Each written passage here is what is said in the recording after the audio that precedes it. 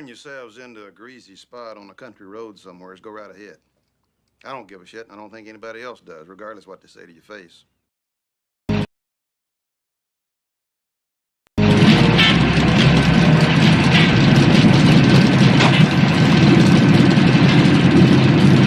Hey, Lori, what in the hell are you doing in there? Is she gonna ride with you? Mind your own business, John. Yeah, she's going with me.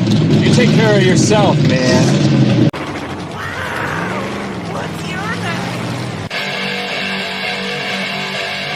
I heard she was in a burn rubber and making motors blow. So what the school asked her just how fast she liked to go. She said, how many cubic inches you got where it counts? I told her 125 and she broke my motor mount. She's a hot rod whore. Hot rod whore. Hot rod whore. Hot rod whore. Hot rod ain't enough for her. She didn't stay up for. She's a hot rod whore. Hot rod whore. Hot rod whore. Hot rod whore. And I'm in my rod to pose. She's a hot rod whore. Well, she's in all top pistons. Stroke the crankshaft too. And a vulnerable and a positive tension returns her to go. That head now heck, give her the kind of head buddy your cable wag. You got a hood sitting on your hoop. It's in the bag. She's a hot rod whore. Hot rod whore. Hot rod whore. Hot rod whore. She don't need to know your son. Just your token power. She's a hot rod whore. Hot rod whore. Hot rod whore. Hot rod whore. They're shining my rods up close. She's a hot rod whore. There it is. Welcome everybody to Jeff's Garage. Is of course I have Benji here with me. How you doing, sir?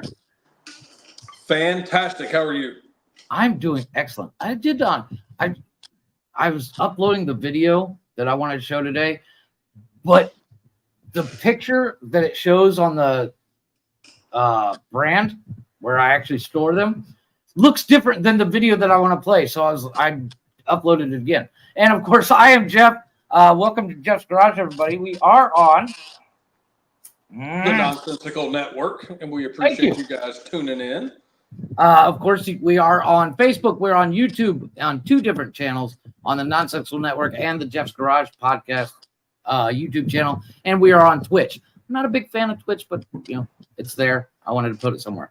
I like Twitch. I don't love it, but I like it. I don't I've like the never been update on it. for mobile. I've never been on it. I'm not a huge fan of the mobile update right now. I don't like it at all. But thank you for tuning in on Twitch. If you were there, we greatly appreciate it very much. And of course, if you want to jump in the comments, we got those ready. We're doing a little bit different today, buddy, because as I mentioned before, I don't have a tool for this episode, but I do have a truck. And do you need this truck is the question. And I am interested. And this truck is the 2025, and I can't believe I'm saying it, and I'm kind of mildly weirded out about it, but it is, I'm going to show a video. I am not surprised. Me and you were talking earlier. I'm not surprised by what you're going to mention, but as I said earlier, I'm surprised it took so long. I think so too. I think it's long overdue, but it is the John Deere pickup truck, and I have a video here, and I don't know if I'm going to play the whole video because it's kind of long, and the pictures in the video don't represent what they're showing on the old Google box, but check this out.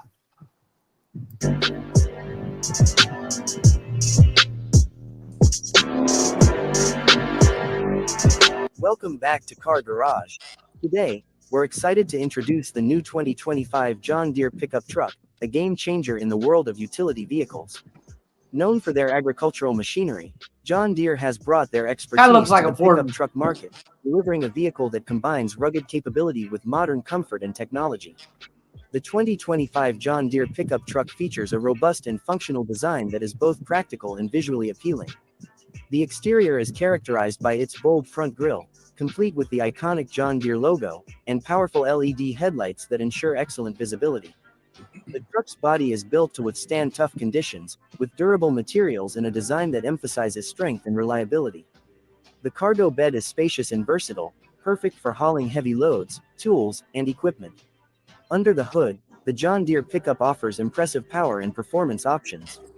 The base model comes with a sturdy V6 engine that delivers excellent torque and fuel efficiency, ideal for everyday tasks. For those needing more power, there's an available V8 engine that provides enhanced towing capacity and acceleration, making it suitable for more demanding jobs. Both engine options are paired with a smooth shifting automatic transmission that ensures a comfortable and responsive driving experience. Inside, the 2025 John Deere pickup truck is designed for comfort and convenience. The cabin is spacious and well appointed, with high-quality materials and attention to detail. The seats are comfortable and supportive, perfect for long hours on the road or at the job site. I'm going to end it there because it just kind of drolls on. But I got some pictures of the actual truck. It kind of looks like an F-150, but I'm not mad at it. Yeah, but that's not how I would see a John Deere truck. John Deere truck like at all. This literally looks like they gave it to them. them. It looks like they gave the exterior to a bunch of supercar designers and said, "Here, play with this," or a bunch of guys from Fast and Furious. If that's a real rendering, I'm afraid I don't know it might what farmer they're selling this to. Well, I have another video here. This is how I learned about it. This is from TikTok, and I'm gonna play this here real quick. It's literally just the video. You can see it's kind of, I like this one better. It's obviously this one's the closest to a real rendering, but it's kind of got the F-150 Raptor vibe. It's definitely based off of a Ford. Obviously, they're going to have to go to one of the big three manufacturers to get this done. Right. That's obvious. And Ford and John Deere kind of go together. But it looks beefy. It does, and I'm okay with the V6. Obviously, it'll be a turbo. Right. But I don't know. Did they say a V8? But my only thing with the V8. Well, they said they have a V8 available. There are no specs. That's the kicker on this. I've been looking all day. The problem is what I mentioned. The other engine is a diesel. Well, agreed, 100%. I think it needs to be, right? Yeah, you kind of need it. Well, it's one of those things. It's like, once again, the problem with trucks nowadays is a lot of people don't buy them and use them for truck things. So you look at, back in even in the 80s, you go buy a truck, there's two specs. It's, heavy duty and regular truck. Well, most people would buy the regular truck. Nowadays, I literally, as you and I were just talking about, we were both looking at new vehicles, new trucks and stuff. Yep. And there are 14 different specs for each truck. And it's almost like it's become a status symbol. Like I got a high country, or I got the new Raptor, or I completely agree with this. And I totally understand that, because trucks are now I read a study in the early 2000s that most families have at least one truck throughout the U.S. And that's U.S. based. 4 at one time.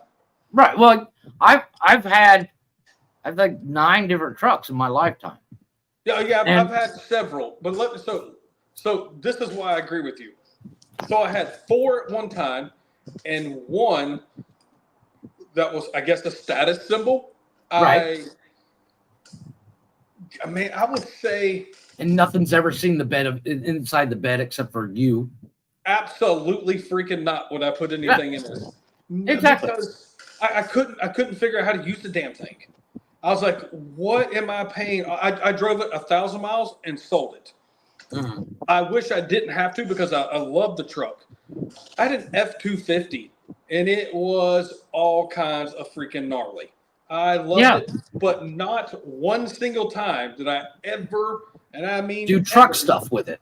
No, it was beyond freaking nice. I was like, I've got no use for this. Well, and that's my fear. Like, I was telling the guys last night, I am looking at buying the new Chevy Colorado ZR2. Now, the one great thing about the ZR2, it comes with a Rhino lined bed. Mine had it in there as well, but once again, I'm like, do I really want to put shit in the bed because I'm spending $70,000 on a truck? Do I really want to use it for truck shit? so my work, I get dirty, right? Like I get dirty during my work.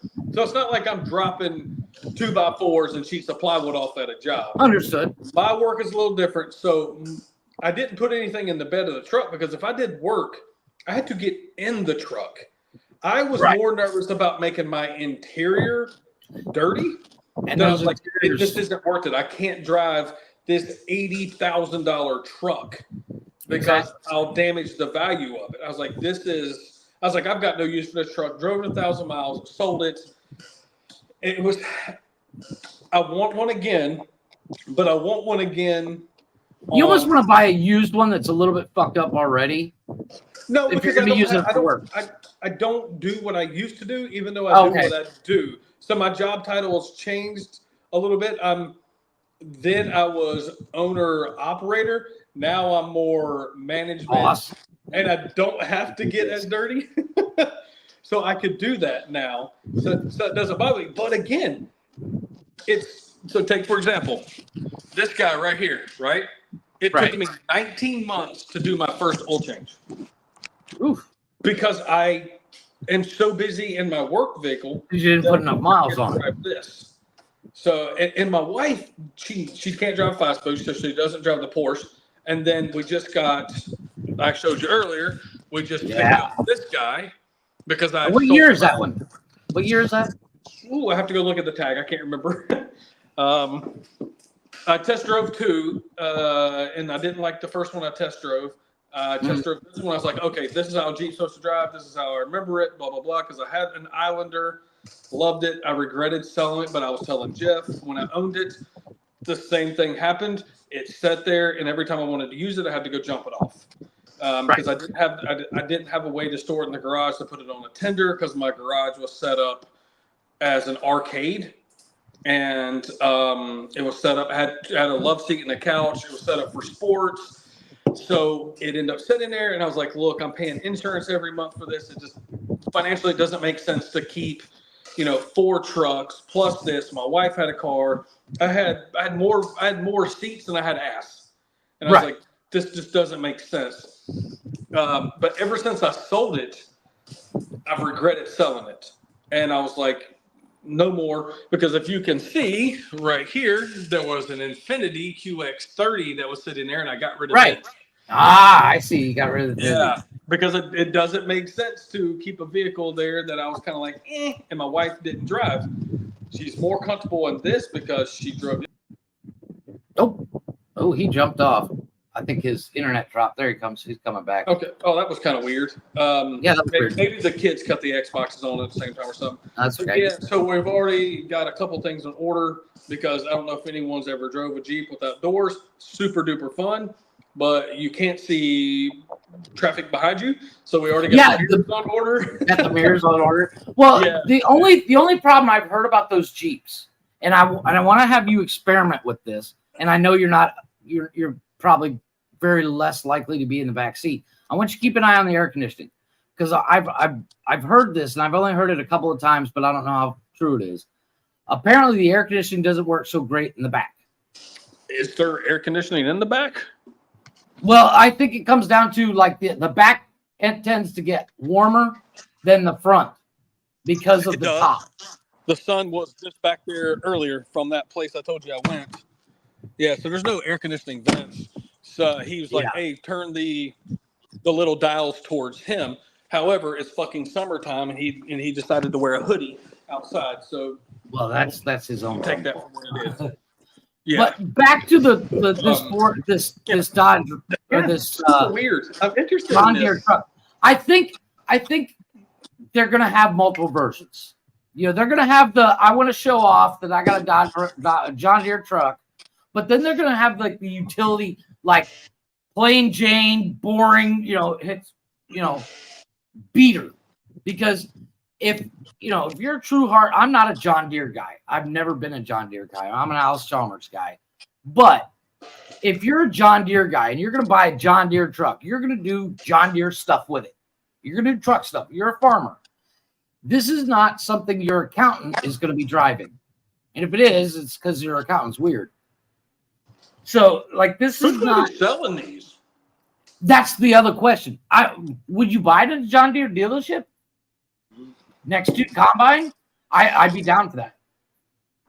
I mean, it could be that would be great for John Deere because you're going to get asses in the door of the John Deere dealership, and they might even do like a package deal, like you buy this, you get a free lawnmower. You know, John Deere riding lawnmower. I'm interested in like everything that is about this because if this is really coming to the mass market, right? This I can only see one thing happening. These things get bought up stupid freaking quick. Either stupid quick or they won't get bought at all. I say they get bought up stupid quick, and all the car dealerships, if they do it right, Ford, everybody if they do it right, them. Yeah, if they do it right, it will be bought up. They'll pre-sold and bought by the end of the year. If they do it poorly, they're going to sit there and. I think they get bought up because of the name, and then other dealerships want them on their lot, right? Because this is an oddity. Yeah, this is one of those rare occasions where, you know, you got the right combination of name recognition and utilitarian functionality of a truck. Now, let's put it this way: we haven't had a new car manufacturer jump into the market in a while that's made in America. The last one would be what? Tesla. That would be the last one. Well, and Tesla's done pretty well. Right, but they hit that niche market. So as an American manufacturer, I get that yes, they are American manufacturer, but they're not going after the gas market like John Deere is. You know, they're John Deere is hitting a niche market for work trucks. Well, even the new Chevy Silverado base is barely a work truck. Correct. It's a work construction truck, but it's not a greatest farm truck. You know what I mean? So yeah, if they do it right, now I have heard rumors. I don't know if it's true, but Caterpillar might be doing the same thing, making Caterpillar pickup. Well, if they've heard word that John Deere's coming out with something, it would. I think we could see a whole new market of tractor. Well, I mean, look at Lamborghini. They started out making tractors. Sure. Yeah. And, you have an Alice Chalmers truck. I'm in. You know, that bright orange truck. That'd be gorgeous. But that's not why we're here today. This makes good business sense. It does. It does. Big corporations that are coming in and be like, I think they're late. They should have been done this in the 80s. I completely agree because if you have big corporations that go in and they only have lease contracts with Caterpillar, Kubota, John Deere, so it's like everything you make, we're going to get. Why do you guys not produce a vehicle so we lease our entire fleet from you guys? Exactly. So you can go in and you buy your combine, your tractors, and your truck all in one, and load it up on the trailer and take it home with the truck. This is how you make a multi-billion-dollar company worth tens of billions. Exactly. And like I said, I think they're a little bit late to the game, but I hope they do well. I honestly do. What are you doing? Yeah, another American company coming into the market is only good. Yeah. Well, it's competition breeds ingenuity, and Yep, it creates more jobs, it creates more jobs that they were not in before. So this is a completely new sector, and hopefully they can get it to work, and then they can grow that to produce even more jobs. Right, and I think what you were saying is like we both agreed it kind of looks like a Ford. In the video we showed, it does look like a Ford. So if they're partnering with Ford to build this, you could be buying them at John Deere dealerships and Ford dealerships. Possibly. Well, you could do it if there's just no John Deere dealerships around you, because there's no part of the country that there just isn't, right? Yeah, you're not going to find one in New York City. No. So I think it's. But I think chicks it's a good there thing. still think tractors are sexy, so you can still get you a Amen to Ford that. John Deere F-150 pickup truck that isn't a Well, Ford and then F-150. here's the other thing. My fear is it just a Ford with a John Deere badge? That's a fear. And the reason why it's a fear is, this is not me shitting on Ford, it's not a John Deere if it's a Ford with a John Deere badge on it. Because I can do But that. honestly, you need it to be that. You either need it to be Ford or Chevy. Or Yeah, Ford. it has to have the reliability of the big three. And you have to be able to get it serviced. Right. That's the other question. That is. I mean, you have to let it has to be one of the big three, right? I mean, you can't go and start producing a one-off vehicle and they don't have the infrastructure set up to service this vehicle. Yeah, we were running like shut up. I don't even see his comment on there. No, it doesn't show up on your end because you're using your phone. No, I've got the really? pulled up on my iPad too. Oh, he's on YouTube. Oh, that's weird. Yeah, I've got it pulled up on YouTube. Nothing. No, I didn't even read his comment. He said, "Don't worry, bum-ass. I shared the show since you couldn't be bothered." There you go. We literally decided to go to start the show 20 minutes ago, because I just woke up. But like I said, if they have the big three backing, I think it'll do well. If they're starting from scratch, good on them. As long as, I mean, obviously John Deere knows how to build a vehicle. It's not going to break. But John Deere, the problem I have with this is, like, I'm the kind of guy, I like to do my own oil change and stuff like that, just because I'm a huge dork and I get to play with my toys. John Deere has this thing where you can't touch their shit. They have to fix it. Well, you got to think, a lot of their equipment is on lease, right? This stuff is $1 million+. Oh, I agree. But there's that whole, what's it, right to fix the farmers are fighting. And I get that, I get both sides of the argument. I'm not fighting either way or the other, although I like the idea of fixing my own shit. But are they going to do that with their trucks too? I mean, nowadays you need a fucking 3 degrees just to change oil on a Chevy. And that's what I was getting ready to say. It's like, yeah, you have every right to fix it, but do you own the $15,000 plug-in laptop it takes to fix it? Well, that's the kicker. Is like John Deere won't sell that laptop. They won't sell the program. Reason for them, so you have to be a accredited tech. Understood. Well, and like I said, it's a weird argument, and I do not know the ins and outs of it. But like, if I have a fucking tire puncture, they won't let you fix it. I think basic stuff like that you can. I think tires, windshield wipers. There's probably a list of like 20 things you're allowed to do, but it's above all that. Man, you tinker with one thing on these cars nowadays. And again, I want to do this into a future episode. Right. It's a weird concept. But the John Deere truck is not why we're here today. We're here for something really cool. And I found a video, and it's a little bit long. I'm not going to play the whole thing. But this guy, I love this guy's TikTok videos. I don't know his name. It'll show up here when I play the video. This guy explains cars in a way that you and I can both appreciate. I'm going to play this video for the new Corvette, which is a monster. So we just got a major leak involving the C8 Zr1. If the rumors are correct, this thing is going to, it's going to flip supercars in their head. There's no other way to put it.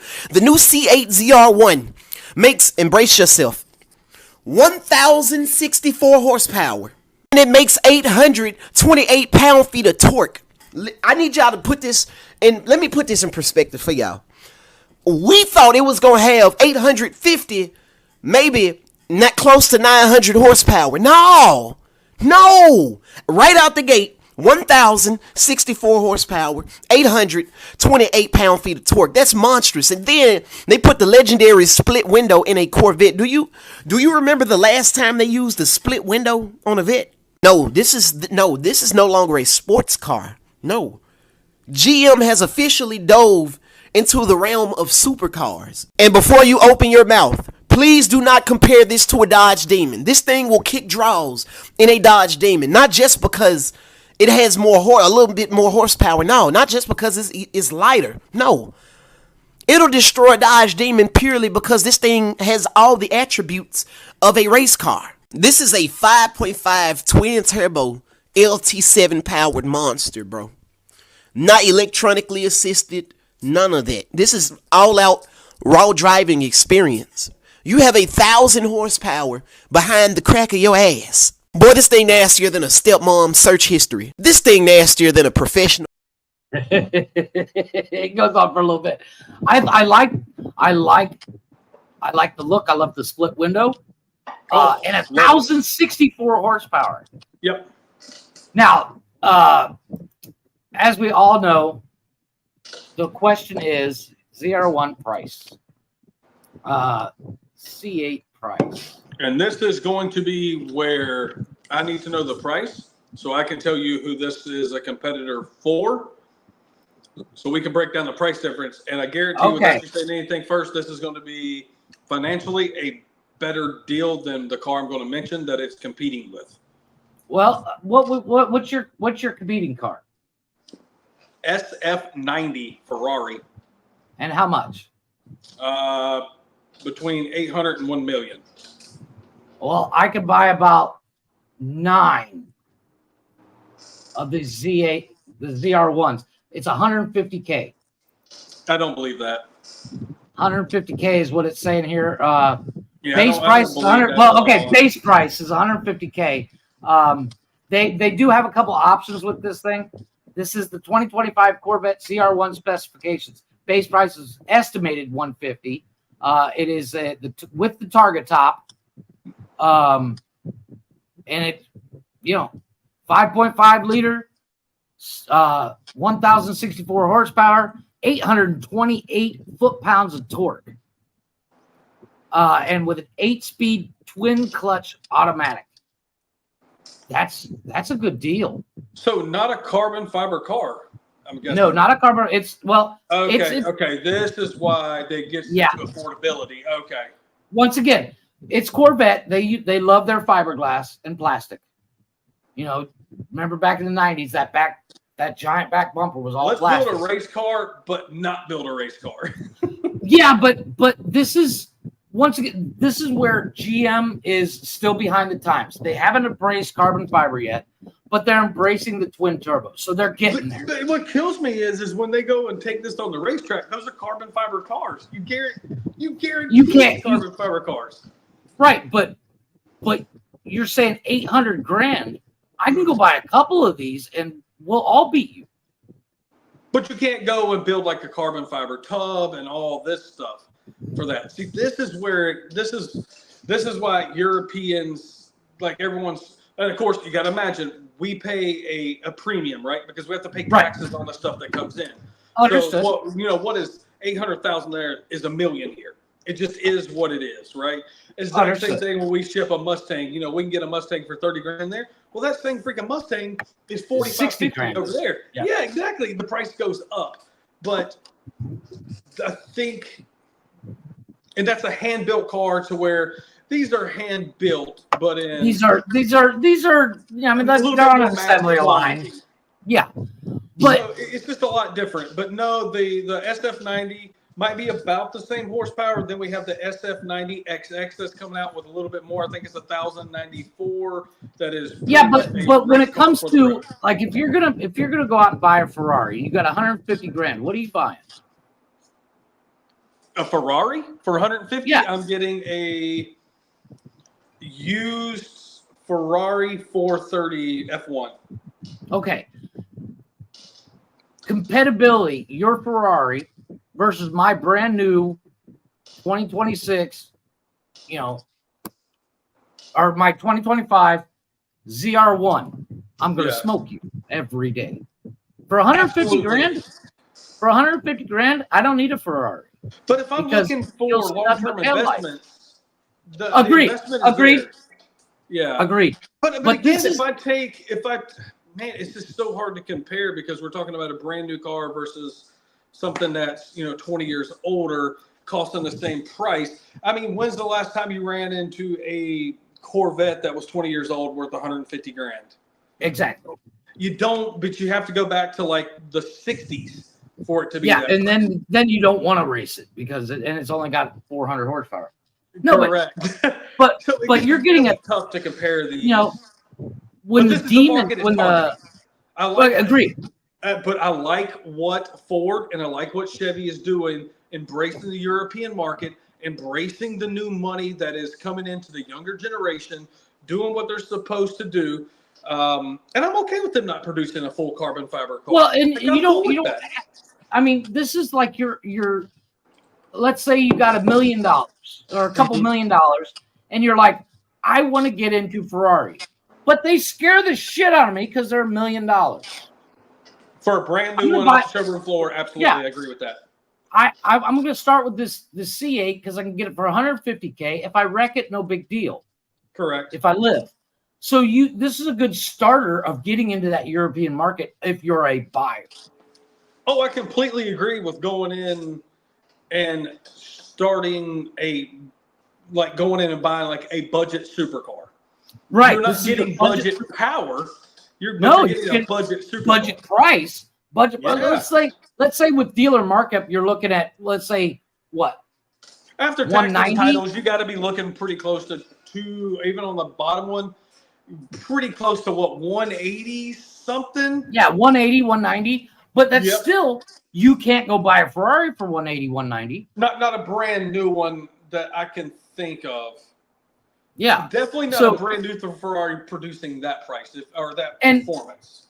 And it's a gorgeous car, but it looks great. Chevy didn't stop there. I got another video for you. Check this out. According to Chevrolet, the engineers of the new Corvette Zr1 managed to virtually eliminate all the turbo lag. Here's what the chief engineer had to say about it. The Zr1 represents the first ever factory turbocharged Corvette. When you think about turbochargers, some might say, hey, there's going to be some lag.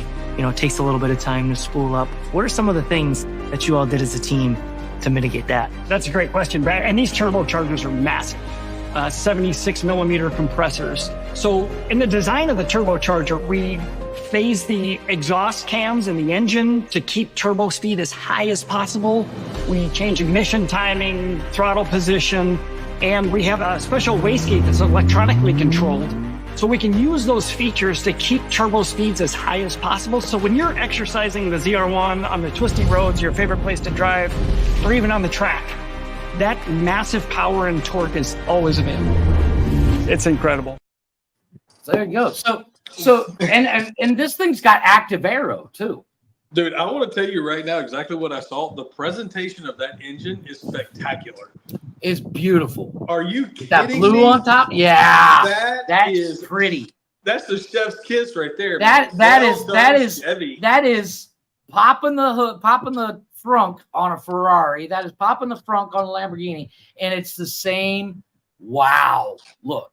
Daggone good for them. Holy moly. So they are competing. Like a lot of guys are like, oh, I'm gonna buy a Ferrari this year. It's $300,000 or $400,000. You know what?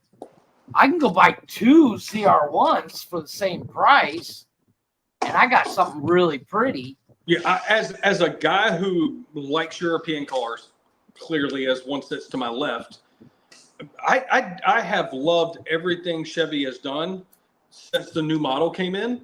I liked it mid-engine. I love the mid-engine. Oh man, I think they really honestly embrace how much Americans are gravitating towards not another. Well, not just agreed, but not just when it comes to the European market being, quote unquote, the pinnacle, because let's be honest, European cars corner like they're on fucking rails. Yep. But the big three here in the States, they're saying maybe we should learn how to take a turn here once or twice. The only time I watch NASCAR is if they're on a road track. 100%. I agree. On a circle track, oval track, whatever. Circle track is the 70s. Let's be honest. Where it's 2024. Boring. You can't circle track is dead, and I think NASCAR is dead for staying on a circle track. But in that marketing campaign that I just showed, they are telling you, go put it on the twisties, man. Yep. And back in the day, they were all about the quarter mile. Well, nobody uses the quarter mile as a benchmark anymore. It's boring. They use this, because nobody fucking cares. Yeah, Dodge did that, and they made the Hellcat, the Demon, and all that stuff, and that's fine. But they're not a supercar company. They're Viper. Viper wants to kill you every time you look at it, but I'd be afraid to take the Viper on the twisties because I'm going. It races. The ACR was the racer on. But I mean, the set of balls it takes to drive that car. Yeah, you got. I mean, you can't take anybody for a ride with you in your Viper because your balls have to sit in the passenger seat.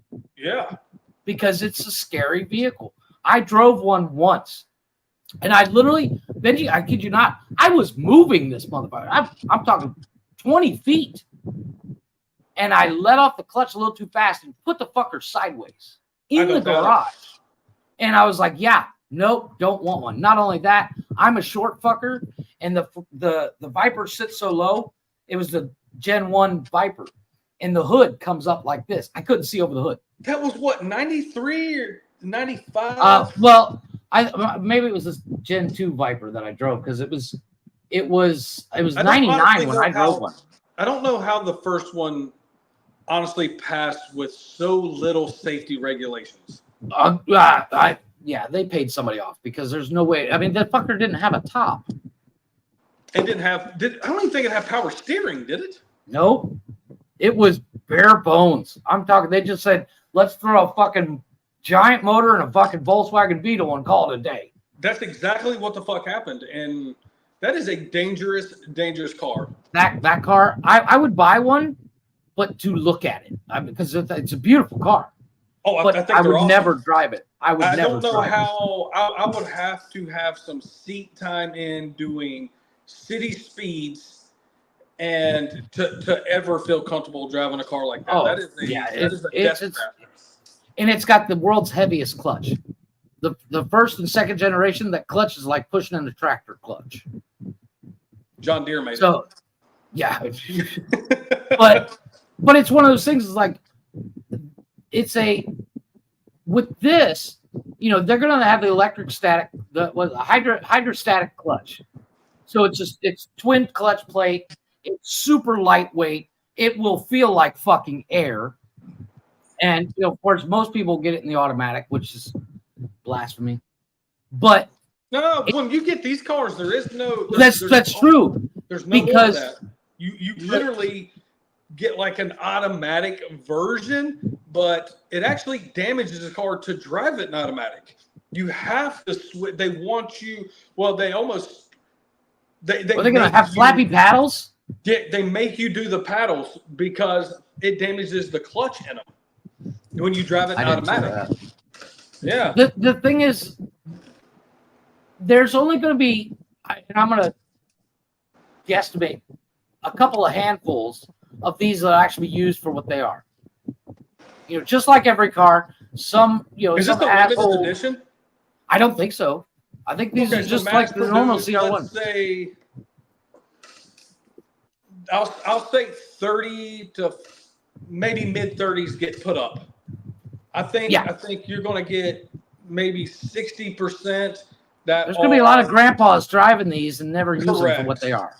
Because or just drive them around town. I've got one. They'll go out to date night, go get a bottle of wine, go to the grocery store for 3 or 4 things.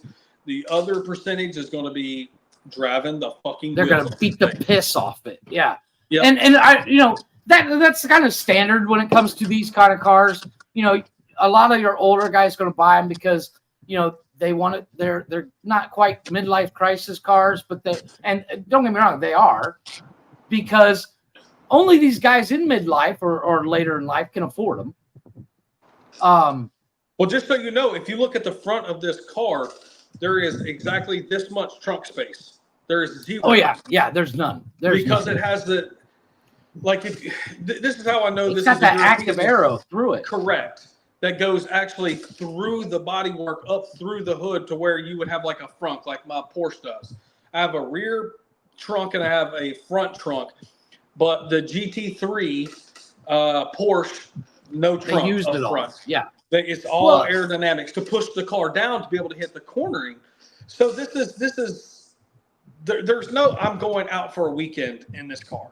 This and is you having specific, you know exactly what you're doing, and that's it. I'm gonna go buy a golf ball. I'll be right back. You know. But it's like I love what they did with the styling on this one. They put the split window back. Hasn't been done since '63.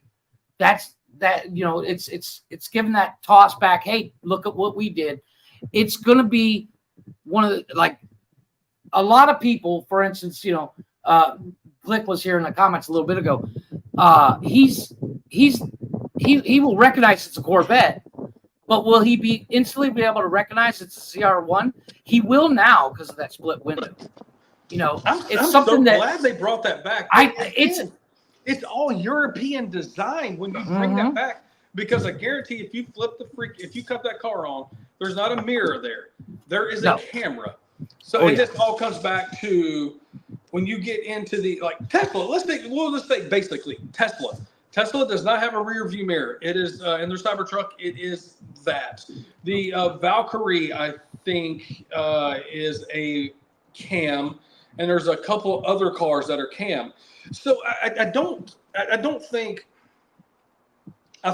Chevy is a little late to stuff, but it's smart on their part being late to stuff because you can see who your competitors, what they're doing, and maybe where they're failing at, and then you can go in there and all these companies own each other's cars. Oh, yeah. Right?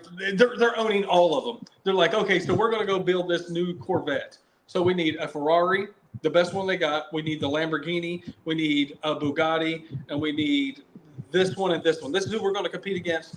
Go lease these or whatever, and we're going to tear them apart. And this is what I need to know how they're doing this, and then we're going to rebuild. We're going to build our version of it. So this isn't new. It's just new to them. But man, a split one. Yeah, it's almost like a reverse engineering thing. Absolutely. And, sorry, that's look at that, dude. That screams European. Does it not? And the fact that it's mid-engine, you got the shorter hood, and as you said, the arrow goes right through the frunk. Yep. But I like the wing. That wing's going to be iconic. I wish they would do. I'm trying to find a good picture of the interior. I wish they would do like a buttress on the side that I agree through. It's like, come on, man, give it that last little bit that it could be just a little bit more crazier. You could they got that buttress. You could tone down that wing maybe just a touch. They got that little side scoop on the side there. Yeah, but I want a buttress. And I get that, but I think that Ford GT killed it with that. I think that vent is a brake cooling vent. No, that's probably the side air intake. Cool. And then of course that new interior, boy. Driver-focused interior, spectacular. That is, and I still like how they have the buttons going down the center. A little bit not necessarily your best look, but where you're in fucking Knight Rider and you just beep beep beep beep boop, you just rock it right down that center. I wonder if that screen. Interior. I wonder if that screen has rear view availability. Because they do have a rear view camera. They do have the rear view camera. I don't see a. I haven't seen a picture of the rear view mirror, so to speak, and it's hard to find Zr1 interior because the car just came out. It's not even. Is it in production yet? Or not? I don't think so. I think it comes out. I think they'll start in like November. Okay, so production. All new production. All new production of 2025 or the next year cars start in November. So you can buy it. You can technically buy it 2025 in 2024 in December. This is interesting because you know what other car releases as a 2025? What's Tesla that? Roadster. Really? Yeah. That's Which actually going to be a the direct fastest competitor car in the world. Yeah, that's a direct competitor for this. That is 100% a direct competitor. The only thing is, the guys that are going to buy the ZR1, they want it. Like I said, there's these old guys with New Balance and jean shorts, and they don't want the Tesla. Like our kids will be buying the Roadster. Dude, are you kidding me? I fucking want a Tesla Roadster. I don't. I think they're the. I understand Elon's progression of why he made the Roadster, then why he made the second most expensive car, blah blah blah, to get down to a thing. I'm really not sure why it took him so long to come back to the Roadster, but that Roadster is stupid fast. We're talking about it's not next as pretty level. though. It's not as pretty. So let me see. Let me see what I can find. Well, we got to think it wasn't based off of their own design. They had to work within limitations of the Lotus Emira or Lotus Elise. Yes, Lotus Elise. Yeah, it does kind of look like it's got a Lotus Elise look to it. Well, the originally was based off the Lotus Elise chassis because they had to go buy all the chassis from Lotus and basically put a body kit on them. The only thing is, you know what it looks like to me? It looks like a Mazda Miata. Well, that's not a bad thing because the Mazda Miata is. Oh, that thing's a monster. That You know thing's how a many monster. old people buy Mazda Miatas? I see more old people buying them than I do young people. Oh, I agree. Well, and the Mazda Miata is customizable as hell. It does look good in black, though. And you got to think, it's no gas. The range on this car is insane. However, range, as we've discussed before, is variable depending on how you drive it, what you're using. Because if you turn on the AC, look, it looks good in black. God dang, that thing looks like the fucking Batmobile. You kidding me? Yeah, that's nice. It's got the rear ass. It's got the ass of your Porsche. That thing looks like a futuristic Ferrari right there. Yeah, that looks. Don't get me wrong. It's a beautiful car. Well, the Tesla first version of it they did was what not. Version is that? Is that the Tesla Y? This is those are the Roadster. Was that a Roadster? That's a Roadster, sir. Son of a These bitch, are all good, pictures of the 2025 Tesla Roadster. This is the first version. Yeah, based off the Elise or Yeah. But this is basically what it's going to look like here. I mean, it's a gorgeous car. I'm not mad at it. Pull up that side view one. Which one? This one? Yep, that one. It's best I could do. Hold on, let me save it. That's not a bad looking car, man. It looks like they stole the design from Mazda. Mazda has the Mazda 3. It looks like it's got a Mazda 3 front end. A variant. I like the big ass. Man, that's got a big ass on it. I do not mind that car look at all. You know what I do like about it? I like the bottom half on the front that they didn't close it completely off. Yeah, and I think that's an aerodynamic thing. I bet you that liked helps even cool more the batteries.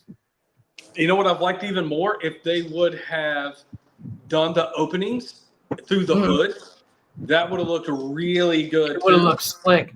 I think they'll do that for the second gen.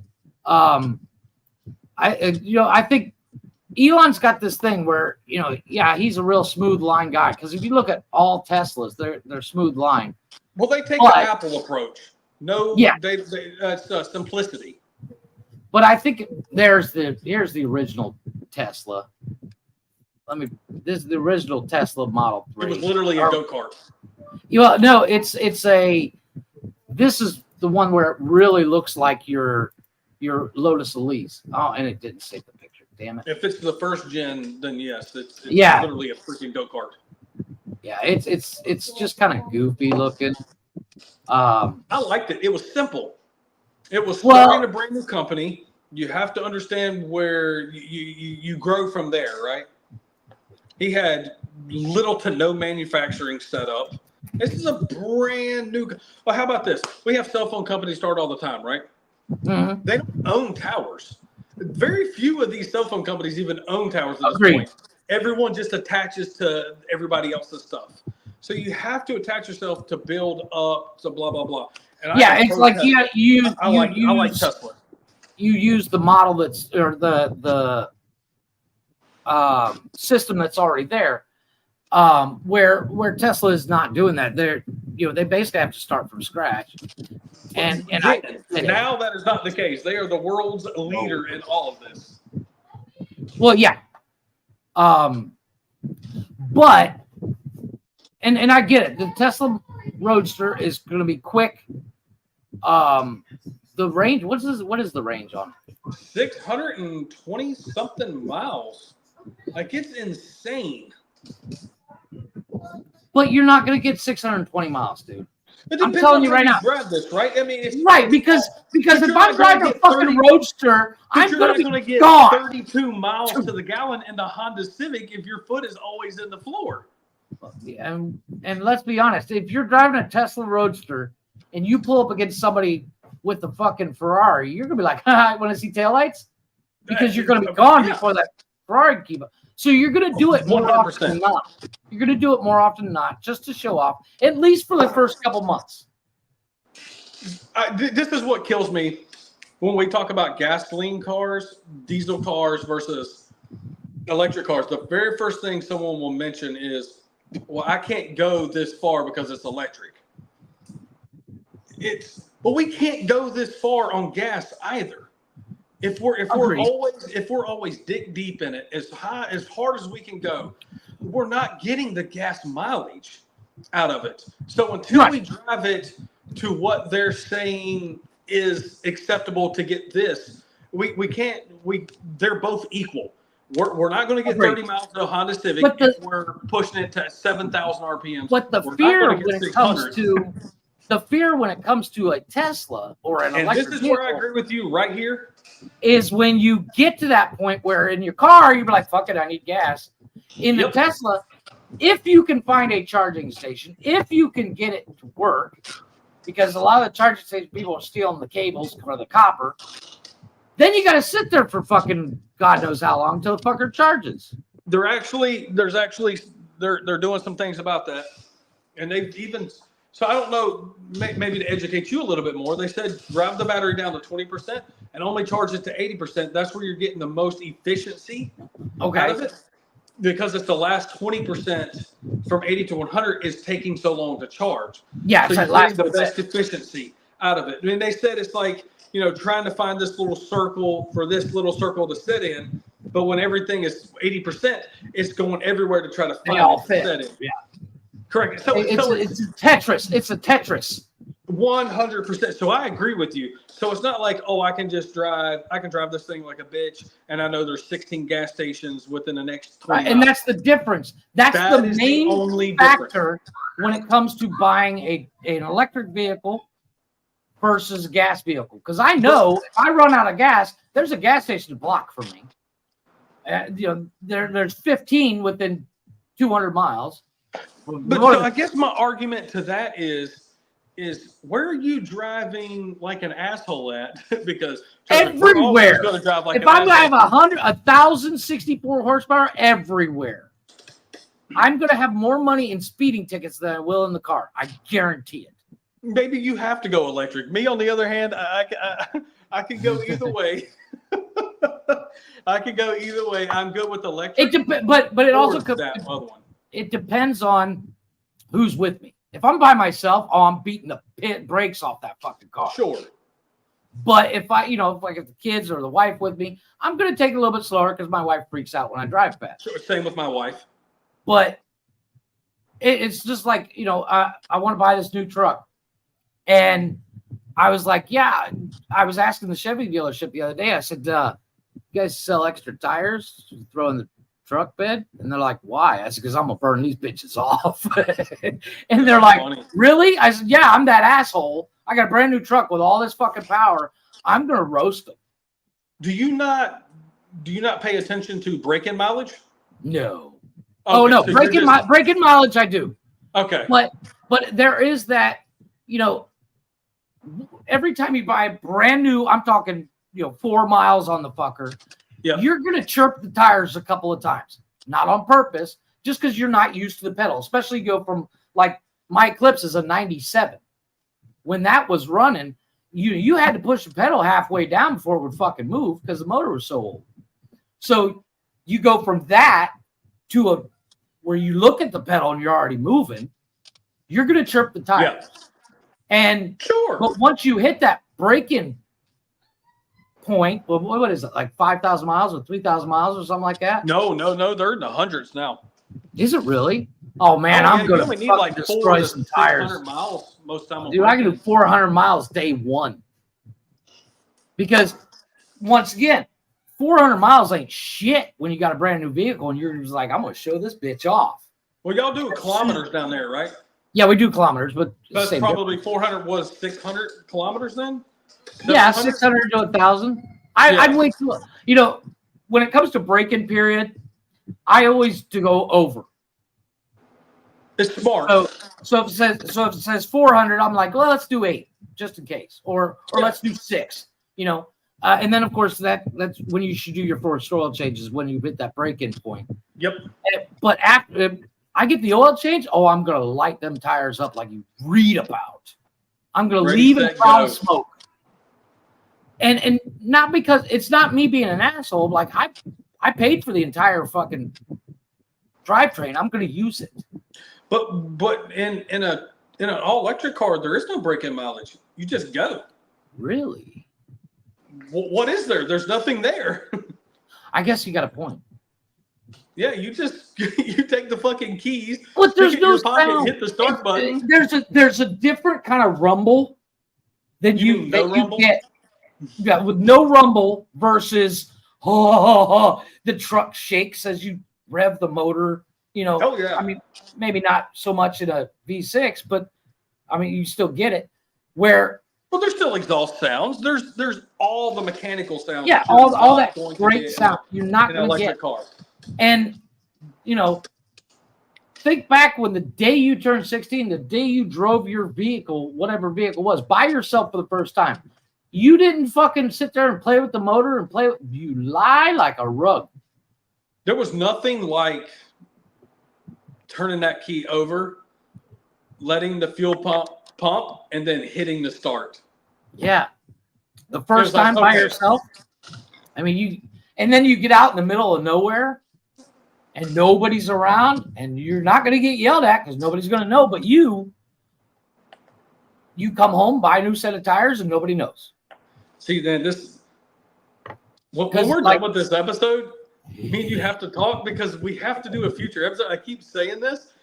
I know. I have opinions on things. No, but something we need to do in the future. One of the first things I did, the first time I drove my vehicle by myself, is I had my Chevelle, but my dad had a 84 Ford Ranger that I eventually bought off him. And the first time, it was 4-wheel drive, had a little lift on it and everything. And the first time I drove, I worked at a Wendy's at the time. And I was driving the Chevelle 2 and 4 back and forth to Wendy's. And it fucking pissed down a bunch of snow. And I was like, this is going to be a fun ride home. And as the snow starts falling, my dad calls me and says, hey, I'm going to come pick up your Chevelle because driving that in the snow is going to be a bad idea. I'll get it home before the snow gets too bad, and you just drive my truck home. I got home, and that truck was covered in mud. And I was like, I don't know what happened, because it's the damnedest thing. And it's just a crazy thing. You parked it in a muddy parking lot, and I just happened to foot slipped off the clutch, and now the windshield's got mud on it. I don't know why. It happens to the best of us, Jeff. And it's one of those things. Nobody was around. My buddy's in the truck, and I'm like, you want to do donuts? And next thing you know, we're doing donuts in the Wendy's muddy parking lot for 20 minutes. I'm like, I don't know how I went through a half a tank of gas But here you go. You know. Damn, that was before Wendy's closed at 2 a.m. That must have been back in the day. Yeah. Well, yeah. I mean, that was before the Baconator. That's how you know we're old. I was still in high school. That was before the Baconator. So it was like 98, 99. Yeah. And so we're right at the same age, right? Yeah. Well, I'm 44. Yeah. I'll be 45 this year. And I'm 42. So yeah. But at 45 years old, I'm still a giant fucking kid. We all are. Like, tell me you don't want to go take that Jeep out in the mud right now. Oh, Your subconscious like it. Yeah. See. At I literally 42 years old, you're like, right now. Look, there's all kinds of mud for me to there. get into. You know, you just, here's what you do. I have the best excuse for you. You have a Jeep. It's brand new. It's not brand new. It's mildly used, right? Mildly used. Go play in the mud. You go play in the mud. When she yells at you, be like, well, I must have to have the alignment checked because every time I go drive down the road, the alignment pulls me into the mud. And it's got this cool little secondary gear shift down there. It says I had to figure out what that 4L. I'm not sure what they stand for. Figure out what that does. But like, I gotta go figure it out. I was looking at the specs. I was watching videos on the Colorado ZR2, the one I want, and they're showing videos of it going uphill, and I'm like, well, there's not a whole lot of hills in Cancun, but nope. There's a lot of sand, right? Well, there's a lot of sand, but right over here at the edge of my house, they have the main road, and then they started to build another road, and then just stopped. And the in between is this big pile it's been there for years, so it's covered in grass, it's good and packed down. And I'm like, I wonder if my truck will go over that. I'm gonna find out. So this truck it's not even released yet, right? Oh no, the Colorado ZR2 has been around. They've had like 3 or 4 versions of it. This is like the 4th gen. Okay, I have no clue. I have no clue about this. You were telling me about it. I know dick all about Chevy. So, like, the last year's version was not this. It had this weird sidestep. So, hold on. Let me. Colorado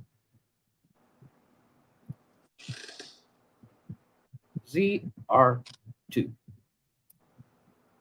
So let me go and pull up images. The one I want is the 24.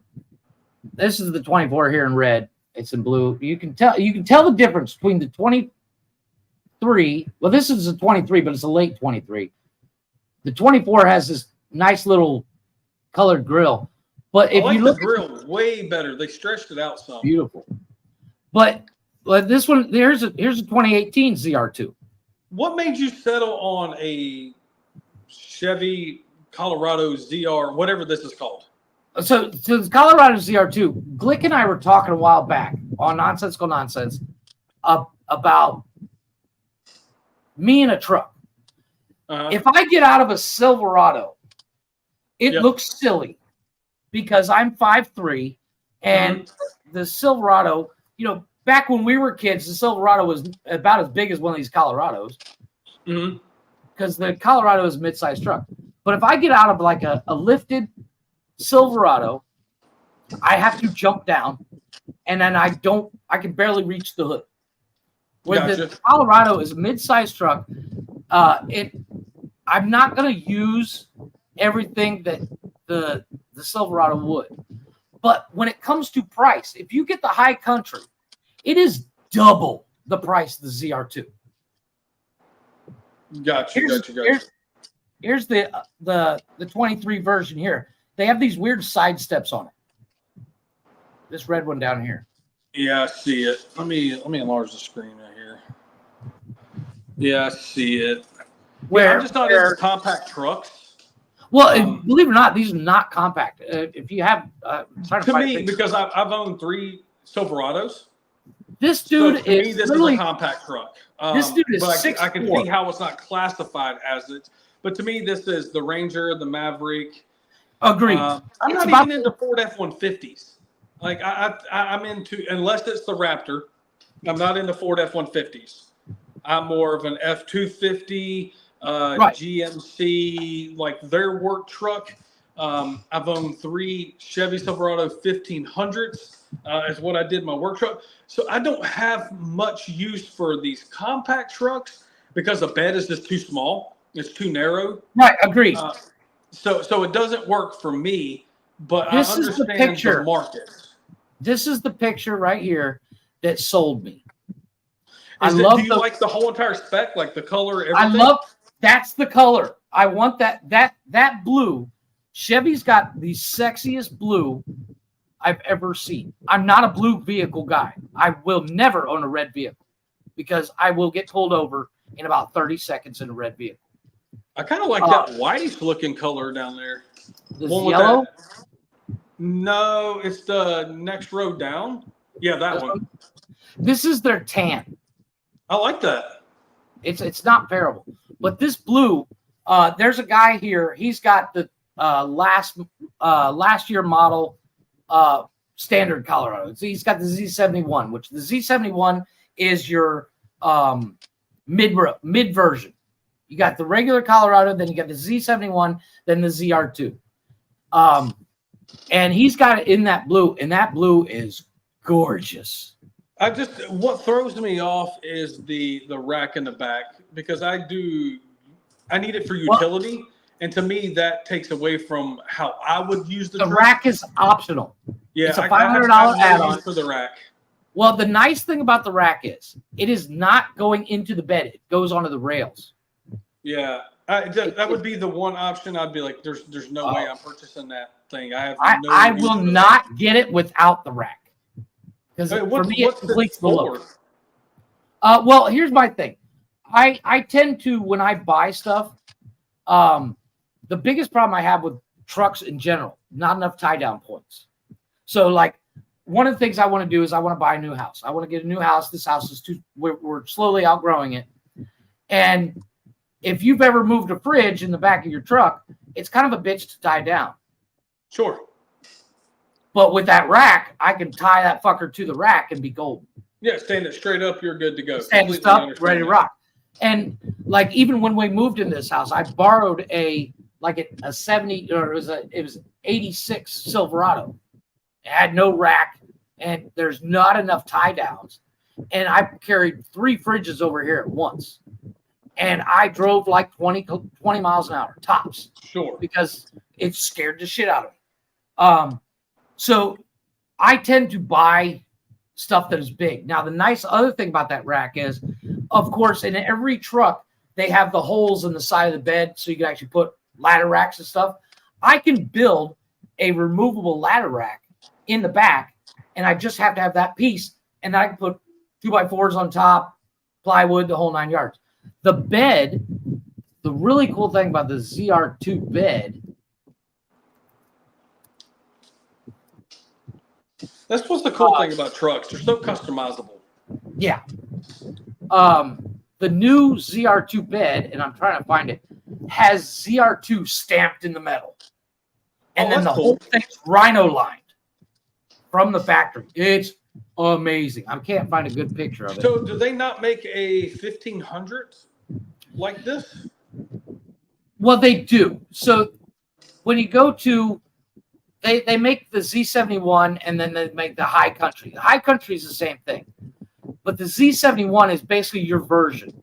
I think they make the Silverado ZR2. Because you got the 1500, 2500, 3500, and they may even be a 4500, but those are pretty limited. So they do make a Z70, the ZR2 Silverado, but it's not as cool looking. It's kind of plain Jane. It doesn't scream I'm a badass. It's just, it looks like a normal Silverado. I don't know. Got some hood scoops on that thing. It looks pretty. Well, I do like the hood scoops. The Colorado has that hood scoop. You know what I think you're missing is, and what's throwing you off is the railing. I don't see a railing on this one. Yeah. I think that might be what's throwing you off because it's a good looking truck. It's a good looking truck. Don't get me wrong. I love. Hold on, the black one up there that had the graphics on the side. It was on the right hand side of the screen. Go up. I think that had a rack on it.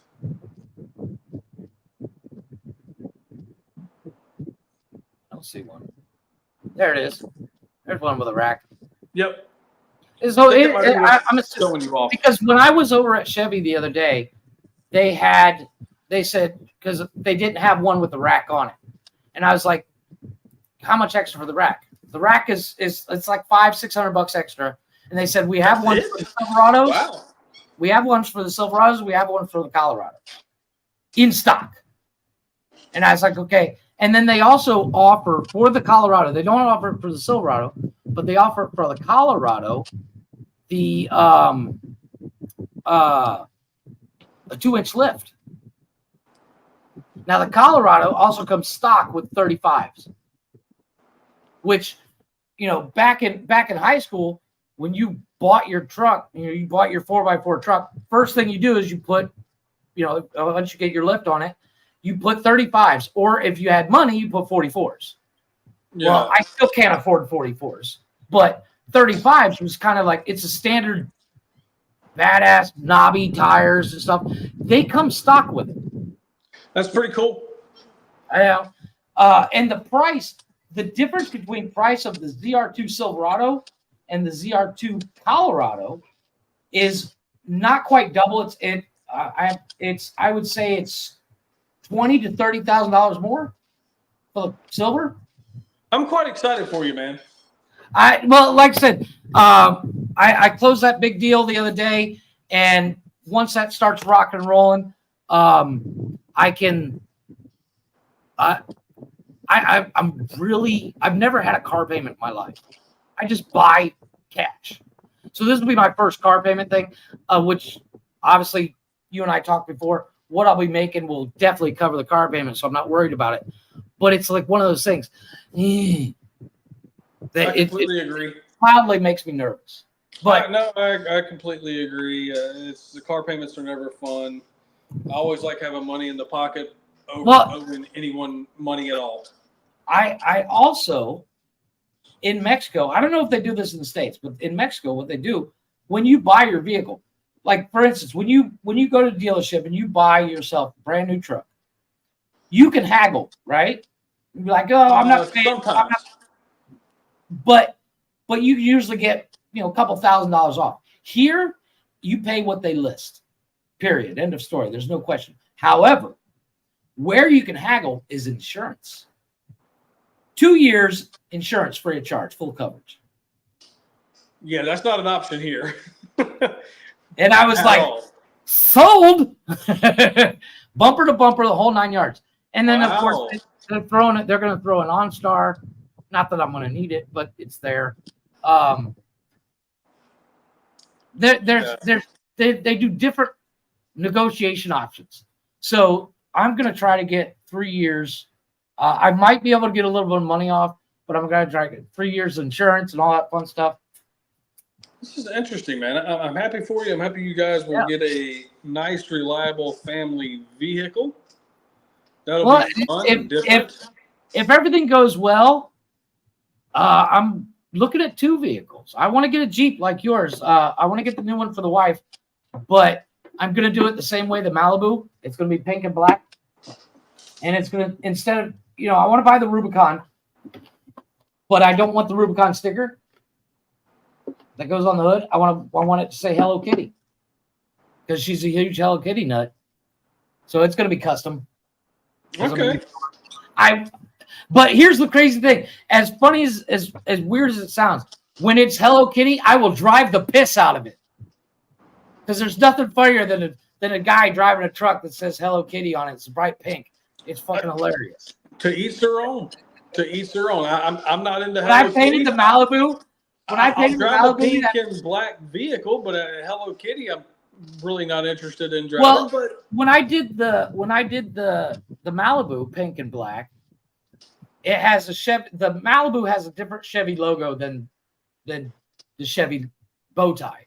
It has the bow tie in a weird oval, and I ripped those off while I was painting because you take all the decals off so you can paint proper. And they wanted $50 for new ones. They're this big. Sure. And I was like, yeah, no, not going to happen. I went to AutoZone and I got Hello Kitty logos and doubles taped them to the back of it, and it looked really cool. Once again, it's my wife's huge Hello Kitty nut, but while that thing's pink and black, she was like, "Do you want to take the Eclipse because the pink and black Malibu?" No, that thing's cool. I'm in, because the Malibu was the Eclipse was only ever painted once, and that was when I got it. So it doesn't bother me. I don't care what the color is. However, it's not red, and then I'm ready to drive it. I won't drive a red vehicle. I have this weird phobia because I read a study back when in like 96 that red vehicles get pulled over more than any other vehicle. Yes, and insurance I think is higher on red vehicles. Insurance is higher on red vehicles as well, because red is the color of speed, which is why Ferrari paints all their cars red. So I read that and I was like, yeah, that's bullshit. And I bought my Chevelle. My Chevelle was black. I never got pulled over in the Chevelle.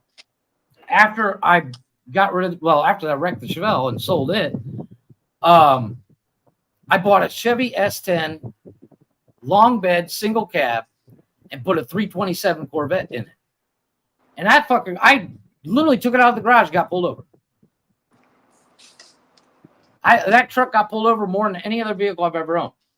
I bought a Dodge Neon RT4 or the SRT4 with all the bells and whistles, and it was red. Got pulled over all the time. Painted it black, never got pulled over again. Interesting. So after that, I refused to buy a red vehicle. I've never owned a red vehicle. So it's one of those things. I won't buy red. And when we bought the Malibu, it was maroon. And I got it home. Never got pulled over in the Malibu, but got it home and I was like, yeah, I'm not going to stick with this maroon. And started sanding the fucker down. Painted it pink and black because it was for the wife. Because I had somebody gave me a Pontiac Grand Am. Mm-hmm. And they were like, it needs a lot of work. I'm like, yeah, I don't care. It's a free car. And when I got it, the injectors were clogged. It took me like an hour and a half to drive at 40 mile distance because the injectors were so bad. It would go, and if you push on the gas, it would conk out. Yep. Got it home and replaced the injectors, cleaned the injectors, replaced them, replaced the fuel rail, and that thing was a bat out of hell. And it was bright candy red, well, bright fire engine red. And I got pulled over in that car so many times, it was ridiculous. And then I sold it and bought the Eclipse. The Eclipse has never been pulled over. Well, shit. And then the problem with the Eclipse came down to it. I don't know how, and I don't know why, but the coolant lines are reversed. They've never taken it apart. It was running fine, and then all of a sudden, you know how when your car overheats, your radiator cap blows off and all that stuff. Well, it overheated one time, and then I went to put coolant in it because the coolant was low, and it was shooting coolant out of the radiator as I was pulling it in. And I was like, that's weird. And for some reason, it pumps the coolant in reverse.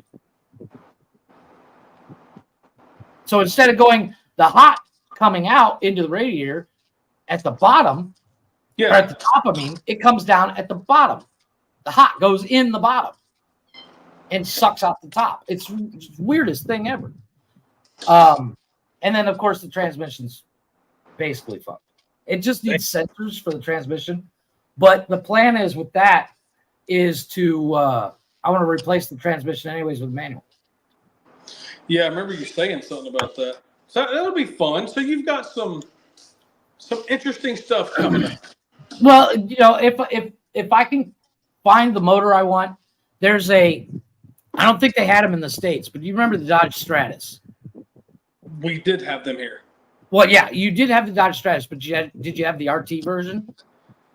I think we did. Again, I'm the not The RT is a manual only 2.4 liter turbo, where the regular Stratus was a 2 liter naturally aspirated. So we may have had it here, but I don't remember the Stratus. I think they're rare. Like a long term. It was. I don't remember it being like 10-year car. Yeah, agreed. It's a really kind of goofy looking car, but I can get RT Stratuses here all day long for like $1,500. Run like a top. So my thought is buy one, pull the motor and the transmission, and it bolts right into the Eclipse. A little bit of computer work, and you're good to go. And you switch out the computers, ready to rock. And then the pedal work, you can take the pedals right out of the RT and bolt them right in, because basically it's the same. It's a similar setup. Yep. Because they're both technically Dodge. So that's the plan with the Eclipse. I just have to come up with the money to buy the Stratus. Sounds like you may have some things in the happenings. Yeah, and like I said, with everything going as well as it is, and I just got new contracts coming in on Monday or Tuesday, something like that, for other projects that could have some serious money coming in. That's the plan, is to start playing with some stuff. I want to do a couple episodes on the Jeff's Garage YouTube channel. I have a back wall here where I keep the fridge and the washer dryer combo, and I want to build a box storage, kind of make it look pretty, all that fun stuff. I want to redo the kitchen for the 4th time because I'm never happy with it. No. I'm looking forward to some cool stuff coming your way. That'll be fun. It just comes down to gotta have the cash. And for a while, I didn't have the cash. That's the bare minimum for a start. Amen to that. Parts and stuff like that, that's easy to find. But that is pretty much the wrap of our show, folks. Yep. I know you got to get heading out soon, or yep. you said you had to leave around this time. I have to run to the store. I got to get food. I'm starving. Got to feed them kids, people. Oh, you have no idea. Oh, yesterday we ate 2 rotisserie chickens. Like it was nothing. Well, that's pretty good eating. Oh man, I love them. I might go get 2 more. But yeah, thanks for everybody for watching. Thanks for everybody listening. We're gonna play a little quick intro, outro, and then we're gonna say our goodbyes. Right back.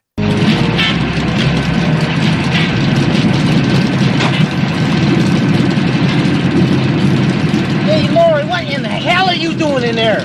Is she gonna ride with you? Mind your own business, John. Yeah, she's going with me. You take care of yourself, man.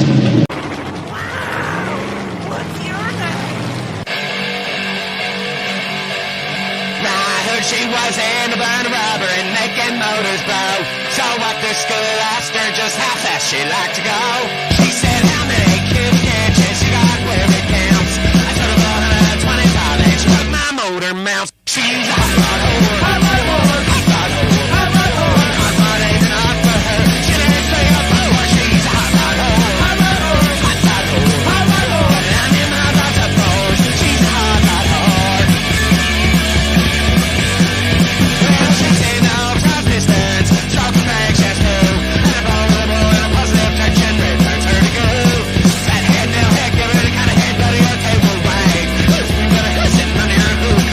In the bag, she's hot rod whore. Hot rod whore. Hot rod whore. Hot rod whore. She don't need to know your son. Just your token power. She's hot rod whore. Hot rod whore. Hot rod whore. Hot rod whore. Shining my rod up goes. She's a hot rod whore.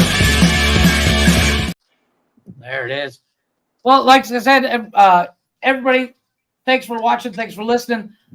Once again, you can follow us everywhere at bio.link/nonsensical network. Tomorrow is, of course, Men's Caring for Men's podcast. We also have Tuesdays. I think he has because it is the new month, he is booked on interviews almost all the way through August already.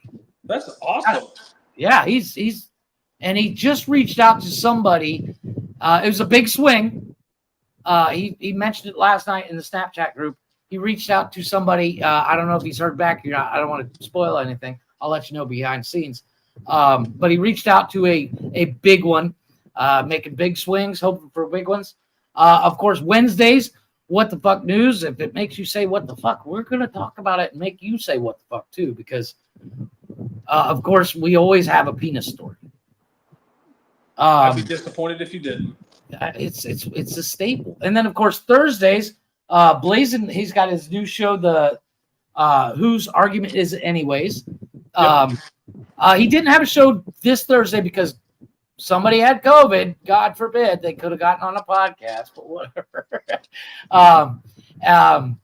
I was going to jump up, but by the time I realized that Glick wasn't going to make it, they'd already shut down everything. They're like, yeah, we're out. And then Fridays, we're either doing Flashback Friday, where we played old episodes, or we have Cash's Corner, his wrestling show. That's right. Which is actually kind of cool. Like I said, once I think he's a little nervous at the point, but apparently Glick was saying last night on Nonsensical Nonsense that Cash has got like the next 12 episodes planned out, more or less. Like that's really cool because I've been seeing a lot of wrestling toys. I went to like Walmart the other day. I had to grab something really specific, and I was like, "Damn, look at all these wrestling toys." Well, apparently Cash is doing his research too. He's watching old wrestling things from back in the day, and so he can kind of converse with Dad there on that. I think it's really cool. I'm not the biggest wrestling guy, but I'm gonna go ahead and check it out. And then, of course, Saturdays is, of course, the staple, the Nonsensical Nonsense episodes where we do 6 hours of rambling. And last night we laughed so hard, my stomach hurt this morning. The story of Benji door dashing to the correction center, just I lost it, dude. Me? I lost it. No, sorry, not Benji. Blazin'. I was looking at you when I said Blazin' was doing DoorDash, and of course he's stoned out of his mind, and he gets a call. And he goes to drop it off. It's the corrections officers. So he's stoned out of his mind, freaking the fuck out. Like, this is how they get me, And then he had to wait in the lobby for like 5 minutes for them to come there. Of course, he's stoned, so it feels like it takes 40 minutes. He's like, yeah, I'm going to jail. I'm just going to jail. That's hilarious. It was fucking hilarious. That is, of course, it's the Open Door Challenge on Saturdays, where we drop the link in the chat, and you can come up. Brian was here tonight. I wasn't watching. We were in a conversation, Brian. I'm sorry. He's watching us here. He had a whole couple comments here. He mentioned the Jeep Gladiator. Can't do it. I can't do it. I like them. My daughter. I like them, but I don't know if I don't want it. I don't know if I want it. I actually sat in one, and I was debating whether to get it. The price difference between that and this was kicker. Pretty significant. It's the same thing with the Colorado and the Jeep. It's the price is just they're pricey. But what do you have to say to people as we go? Oh, if you're like Jeff and you can't move to Colorado, you buy a Colorado. There you go. Oh, I like that. And as always, if you can, get out there and do something.